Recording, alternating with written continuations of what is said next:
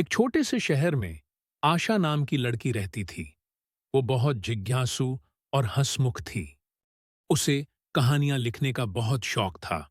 लेकिन उसकी एक अजीब आदत थी, लोगों की बातें सुनकर उन्हें अपनी डायरी में लिखना। यह डायरी उसकी सबसे बड़ी पूंजी थी और उसमें उसने मोहल्ले के हर खास व आम की कहानियां लिखी थीं। आशा की सबसे करीबी दोस्त निधि अक्सर उसे चेतावनी देती थी। देख, तेरी ये डायरी कभी गुम हो गई तो पूरे मोहल्ले में हंगामा मच जाएगा। आशा हंसकर कहती, अरे निधि, मेरी डायरी कोई नहीं पढ़ पाएगा।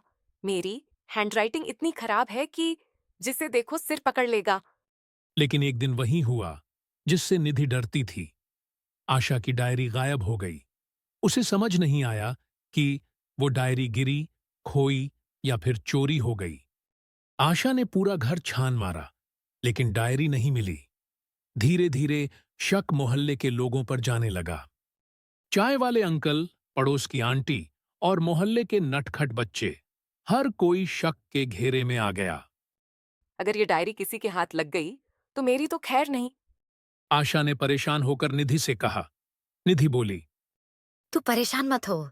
चल, मोहल्ले में पता लगाते हैं। दोनों ने खोजबीन शुरू की। चाय वाले अंकल बोले, अरे बिटिया, हमें क्या करना तेरी डायरी का। हमारे पास तो चाय बनाने से फुर्सत नहीं। पड़ोस की आंटी ने झट से कहा। मैं तो खुद परेशान हूँ अपनी खोई रेसिपी की डायरी के लिए।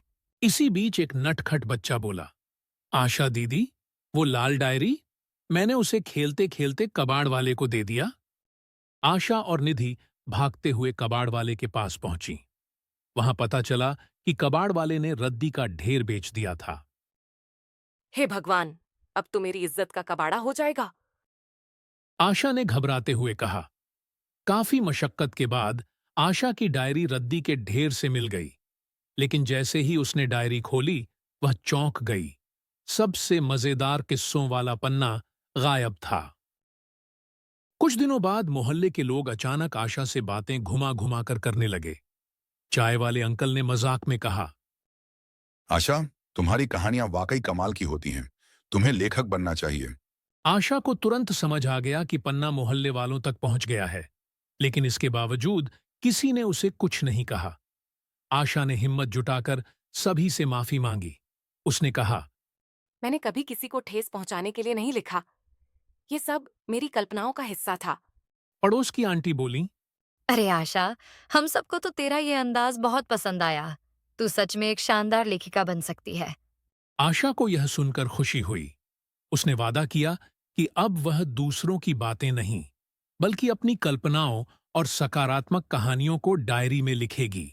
सीख: गलतियां इंसान को सीखने का मौका देती है और कभी-कभी अपनी सच्चाई स्वीकार कर लेने से रिश्ते और मजबूत हो जाते हैं।